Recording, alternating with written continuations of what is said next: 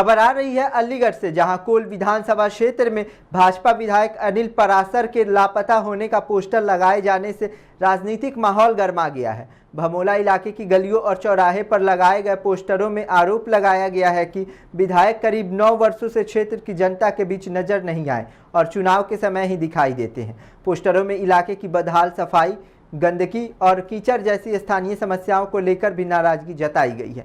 Poster सामने आने के बाद क्षेत्र में राजनीतिक चर्चाओं का दौर शुरू हो गया है। हालांकि इन पोस्टरों को किसने लगाया है, इसकी अभी आधिकारिक पुष्टि नहीं हुई है। प्रशासन या विधायक की ओर से भी इस मामले पर कोई स्पष्ट प्रक्रिया सामने नहीं आई है।